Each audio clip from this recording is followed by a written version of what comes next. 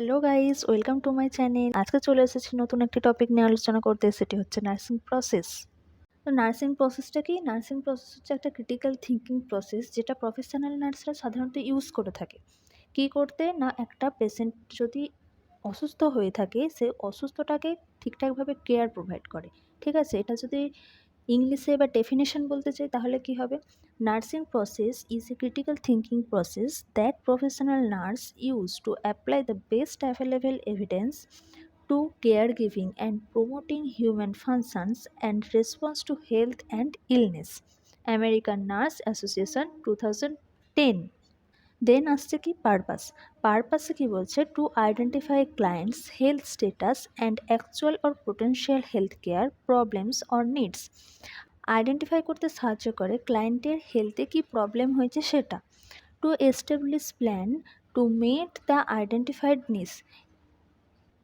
ক্লায়েন্টের যে চাহিদাটা, সেই চাহিদাটা বুঝতে সাহায্য করে। দেন আসছে কি কম্পোনেন্ট। কম্পোনেন্ট মানে কি? নার্সিং প্রসেসটা কী কী জিনিস দিয়ে তৈরি। ঠিক আছে, এটা ইনভলভ থাকে সাধারণত assessment, diagnosis, goal, planning, implementation and evaluation. এই যে কম্পোনেন্টগুলো, এই কম্পোনেন্টগুলোর অনেক কটা স্টেপ আছে। যেমন অ্যাসেসমেন্টের দুটো স্টেপ আছে, একটা সাবজেক্টিভ ডাটা, একটা অবজেক্টিভ ডাটা। তেমন নার্সিং ডায়াগনোসিসের একটা ফর্মুলা ওয়াইজ লিখতে হয়। এরকম সবগুলোর এক একটা করে ফর্মুলা টাইপের বলা যেতে পারে। এই যে অ্যাসেসমেন্টের স্টেপ আছে দুটো বললাম, সেটা হচ্ছে একটা হচ্ছে সাবজেক্টিভ ডাটা আর একটা হচ্ছে অবজেক্টিভ ডাটা। সাবজেক্টিভ ডাটাটা কি? সাবজেক্টিভ ডাটা হচ্ছে ক্লায়েন্ট যেটা বলবে। ক্লায়েন্টের ধরো ফ্লুইড ইলেকট্রোলাইট ইমব্যালেন্স হয়েছে, তাহলে ফ্লুইড ইলেকট্রোলাইট ইমব্যালেন্সটা সে কীভাবে বলবে? সে নিশ্চয়ই বলবে না যে ফ্লুইড ইলেকট্রোলাইট ইমব্যালেন্স হচ্ছে। এবার এডুকেটেড পারসন হলে সে বলতেই পারে। এবার সাধারণত পেশেন্টরা কী বলে? আমার ভমিটিং হয়েছে, ওয়াটারে স্টুল পাস হয়েছে, এইরকম বলে। তাহলে আমরা সেটা ভাষাতে কী লিখব না, the client says that I am having frequently passing water stool and vomiting. Then আসছে অবজেক্টিভ ডাটা।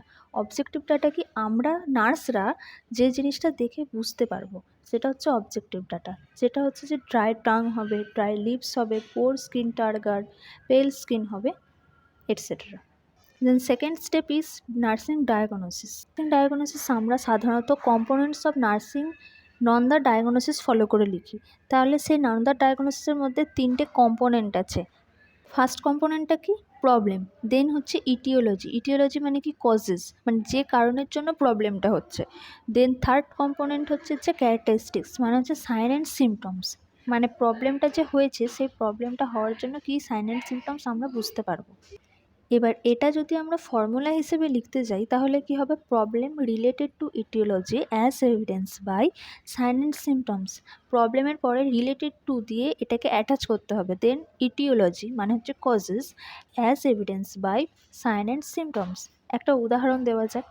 যদি প্রবলেমটা আমরা পেন হিসেবে ধরে নিই, আমাদের পেন হচ্ছে, কিসের জন্য পেন হচ্ছে, মানে কজেসটা কি? সার্জারি অফ অ্যাবডোমেন, অ্যাবডোমেনের সার্জারি হয়েছে, সেটা হবে। দেন সাইন অ্যান্ড সিমটমস কী দেখা যাবে? অ্যাবডোমেনে সার্জারি হলে নিশ্চয়ই আমাদের ডিসকমফোর্ট হবে পেশেন্টের, স্লিপিং ডিস্টার্ব হবে, এগুলোই হবে। এবার এটা যদি আমরা ফর্মুলা হিসেবে লিখতে যাই কি হবে না, acute pain related to abdominal surgery as evidence by pain discomfort and pain scale বা স্লিপিং ডিস্টার্ব, এরকম। সেকেন্ড এবার একটা এক্সাম্পল দিচ্ছি, সেটা হচ্ছে যদি পেশেন্টের ফ্লুইড ভলিউম ডেফিসিট হয়ে থাকে তাহলে কি হবে? প্রবলেমটা হচ্ছে আমাদের কি? Fluid volume deficit. এটা কিসের জন্য হয়ে থাকে? আমাদের মানে কজেসটা কি, ইটিওলজিটা কি? সেটা হচ্ছে লস অফ বডি ফ্লুইড। আমাদের বডি ফ্লুইডটা লস হয়ে যাচ্ছে। আমাদের যে বডি ফ্লুইডটা লস হচ্ছে সেটা আমরা বুঝবো কী করে? মানে সাইন সিমটমস কী কী? যেমন ড্রাই লিপস হবে, ড্রাই টাং হবে, poor skin turgor, excessive vomiting, stool pass, এটা। এবার যদি এই জিনিসটা আমরা এই ফর্মুলা ওয়াইজ যদি লিখতে চাই তাহলে কি হবে? Fluid volume deficit related to loss of body fluid as evidenced by dry lips, dry tongue, poor skin turgor, excessive vomiting, stool pus, etc. Assessment হয়ে গেছে, ডায়াগনোসিস হয়ে গেছে, এবার আসছে গোল। এই যে বললাম ফ্লুইড ইলেকট্রোলাইট ইমব্যালেন্স হয়েছে, এটাকে তো আমাদের গোল কি করতে হবে না? এটাকে তো আমাদের রিডিউস করতে হবে, তাই না? কমিয়ে দিতে হবে, তবেই তো পেশেন্টটা ঠিকঠাকভাবে সুস্থ হয়ে উঠবে। তাহলে আমাদের গোলেতে কী হবে? সবসময় রিডিউস করতে হবে। যেমন হাইপারথার্মিয়া হলে 2 reduce body temperature of client. তাহলে এখানে হচ্ছে যে আমাদের ফ্লুইড ইলেকট্রোলাইট ইমব্যালেন্স দেখা যাচ্ছে, তাহলে কী হবে, to maintain electrolyte balance of body. এরকমভাবে প্রত্যেকটা ডায়াগনোসিস করতে হবে। এবার ফোর্থ স্টেপ হচ্ছে কি, প্ল্যানিং। প্ল্যানিং থেকে আমরা বুঝতে পারছি কি কিভাবে পেশেন্টকে আমরা কেয়ার প্রোভাইড করব, তার একটা প্ল্যান করতে হবে। দেন যে অ্যাপ্লাইটা করব পেশেন্টের ওপরে, সেটা ইমপ্লিমেন্টেশানে লিখতে হবে যে অ্যাপ্লাইটা আমরা করেছি। তাহলে প্ল্যানিংটা কি, ফার্স্টে হবে যে প্রত্যেকটা ডায়াগনোসিসের ফার্স্টে হবে কমফোর্টেবল পজিশান আমরা প্রোভাইড করব। তাহলে কি লিখতে হবে, comfortable position is to be provided. আর এখানে প্ল্যানিংয়ে সবসময় ইজ টু বিটা অ্যাড করতে হবে যে কোনো জিনিস লিখতে গিয়ে। যেমন হচ্ছে vital signs is to be checked হবে, cold sponge is to be provided, nutritional food is to be provided. ঠিক আছে, এই সবগুলো দিলেই তো শুধু হবে না, মেডিকেশনও তো প্রোভাইড করতে হবে। Medication is to be provided as per doctors prescribe. এবার যদি হাইপারথার্মিয়া হয়ে থাকে, এটা একটা উদাহরণ বেসিসে আমি বলছি। হাইপারথার্মিয়া মানে হচ্ছে যে যদি বডি টেম্পারেচার ইনক্রিজ হয়ে থাকে, তাহলে কি হবে না, আমাদের ওয়ার্ম ফুড প্রোভাইড করতে হবে, তাহলে warm food is to be provided. Cold sponge provide করতে হবে, cold sponge is to be provided.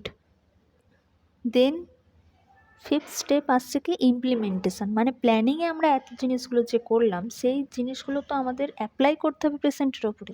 তো অ্যাপ্লাই করতে গেলে কি ইমপ্লিমেন্টেশানে লিখতে হবে comfortable position is provided. Is to বিটা কিন্তু এখানে হবে না, উঠে যাবে। Vital signs is checked and recorded. ভাইটাল সাইন্সগুলো লিখতে হবে টেম্পারেচার, পালস, রেসপিরেশন, বিপি। এখানে হাইপারথার্মিয়া আছে বলে আমি 105 ডিগ্রি ফারেনহাইট করে রেখেছি। এবার cold sponge is provided, is to be কিন্তু এখানে হবে না। এবার nutritional food is provided, is to be হবে না। Warm food is provided.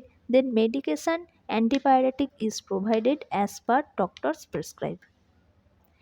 প্ল্যানিংও হয়ে গেল, ইমপ্লিমেন্টেশনও হয়ে গেল। এবার ইভ্যালুয়েশনে কি বলছে, আমরা যে ইভ্যালুয়েশন স্টেপটা লিখবো, সেই স্টেপটা লেখার আগে আমাদের যে এত কিছু যে করলাম, মানে সাবজেক্টিভ ডাটা লিখলাম, objective data, diagnosis, goal, planning, implementation, এবার তো ইভ্যালুয়েশনও করতে হবে। ইভ্যালুয়েশন মানে কি, আমরা যে এত কিছু প্ল্যান করেছি সেটা যে পেশেন্টের রিডিউস হয়েছে, আর এত যে মেডিকেশন দিয়েছি, কেয়ার প্রোভাইড করেছি, সেগুলো চেক করেছি, রেকর্ড করেছি। হাইপারথার্মিয়াতে আমরা কী লিখবো না, body temperature reduce after giving proper nursing care. মানে বডি টেম্পারেচারটা কমে গেছে, আমরা প্রপার যে নার্সিং কেয়ার দিয়েছি সেটার জন্য। এবার যদি আমরা পুরো ব্যাপারটা সামারাইজ করে দেখি, তাহলে ফার্স্টে হলো না definition, purpose, component of nursing process. মোট 6টা কম্পোনেন্ট আছে, assessment, nursing diagnosis, goal, planning, implementation, evaluation. Then the first step is assessment. অ্যাসেসমেন্টের মধ্যে দুটো পার্টভাবে লিখবো, একটা হচ্ছে subjective data, objective data. Subjective data যেটা ক্লায়েন্ট আমাদের বলবে, অবজেক্টিভ ডাটা যেটা হচ্ছে নার্সরা যেটা দেখে বুঝতে পারবে, সেটা হচ্ছে অবজেক্টিভ ডাটা। দেন আসছে ডায়াগনোসিস। ডায়াগনোসিস হচ্ছে যে একটা ফর্মুলা ওয়াইজ ছিল, একটা হচ্ছে problem related to etiology as evidence by sign and symptoms, একটা সেটা উদাহরণ দিয়েছিলাম। সেকেন্ড এক্সাম্পল হচ্ছে যেটা fluid volume deficit related to loss of body fluid as evidence by dry lips, dry tongue, poor skin turgor, excessive vomiting and stool pass. Then the third point is goal. গোলের মধ্যে ছিল to maintenance electrolyte balance of body, এটা হচ্ছে fluid electrolyte ইমব্যালেন্সের গোল। আর একটা হচ্ছে যদি হাইপারথার্মিয়ার বলতে চাই, হাইপারথার্মিয়া হচ্ছে to reduce body temperature of client. Then fourth point আসছে কি প্ল্যানিং, যেগুলো আমরা প্ল্যান করব, এবং এখানে মনে রাখতে হবে যে ইজ টু বি দিয়ে সব কিছু পয়েন্টগুলো লিখতে হবে। Comfortable position is to be provided, vital signs is to be checked, cold sponge is to be provided.